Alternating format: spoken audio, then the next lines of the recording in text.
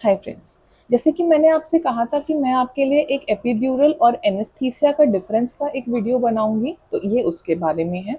देखिए, जो एनेस्थीसिया होता है या एपिड्यूरल होता है, ये एक इंजेक्शन ही होता है जो आपके पीठ में मतलब रीढ़ की हड्डी में एक छोटी सी नीडल डालते हैं। क्या नीडल डालने से दर्द होता है? नहीं। आप ऑलरेडी इतने अनकंफर्टेबल पोजीशन में होते हो डिलीवरी के समय कि मुझे नहीं लगता किसी को भी उसका कोई फील होता होगा। मुझे तो कुछ खास नहीं हुआ था ऐसा।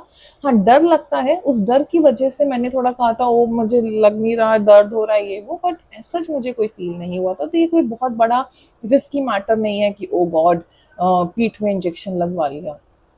नहीं, इंजेक्शन की नीडल बहुत पतली होती है, बाल जितनी।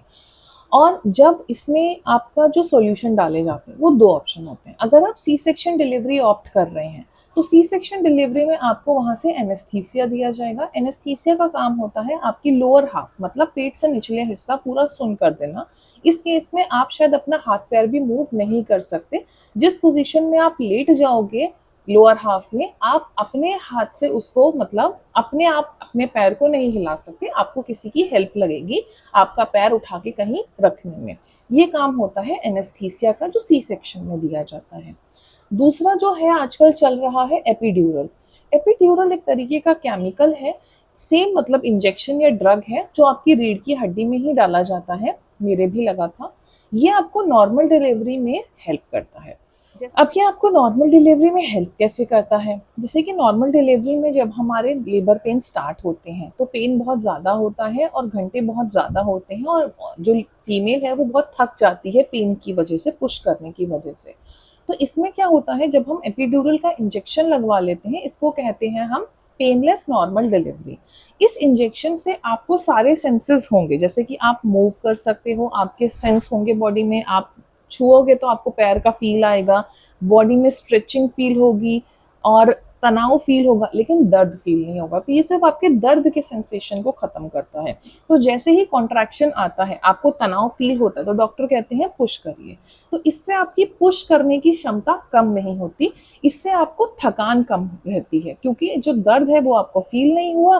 पुश करना था, 1-2 मिनट के लिए जो वेव आई थी उसमें आपने पुश कर दिया। तो इस तरीके से कि आजकल एक नया इंजेक्शन चल रहा है एपिड्यूरल इंजेक्शन। इसके बारे में आप अपने डॉक्टर से बात कर सकते हैं। मैंने भी की थी। मेरे डॉक्टर ने थोड़ा सा स्टार्टिंग में रेजिस्ट किया था, जिसकी वजह से मैंने 8th मंथ में ही अपने डॉक्टर को चेंज कर दिया था और उन डॉक्टर के पास गई थी जिनसे मैंने बात की कि नहीं, मुझे पेनलेस डिलीवरी करवानी है नॉर्मल। मैं उन डॉक्टर के पास नहीं रुकी थी जो मुझे थोड़ा सा पुश कर रहे थे आप सी सेक्शन कराओ, जबकि मैंने उनसे क्लियर पूछा था कि क्या मुझे कोई कॉम्प्लिकेशन है, उन्होंने कहा नहीं। तो इस वजह से जबकि मेरे पास कॉम्प्लिकेशन नहीं था, जबकि मेरा मन था, हिम्मत था मुझे नॉर्मल डिलीवरी कराने का, उसके बाद अगर वो मुझे फोर्स कर रहे थे तो मैं उनके पास नहीं रुकी, बल्कि मैं दूसरे डॉक्टर के पास गई जिन्होंने मुझे हेल्प किया कि हाँ, हमारे यहाँ एपिड्यूरल तक का भी अरेंजमेंट हम करवा के देंगे। तो उससे फ़ायदा बहुत ज़्यादा था, क्योंकि मेरे अप्रॉक्सीमेटली सुबह 6 बजे से जैसे मैं लेबर रूम में चली गई थी तो कॉन्टिन्यूसली पिटोसिन के इंजेक्शंस भी लग रहे थे। तो अराउंड 8:30 से 9 बजे के बीच मुझे एपिड्यूरल लगा, मतलब 6 से 8:30 के बीच कॉन्ट्रैक्शंस आ रहे थे, दर्द बहुत हो रहा था, बहुत ज़्यादा फिर भी नहीं था जो लास्ट था उसकी कंपैरिजन में।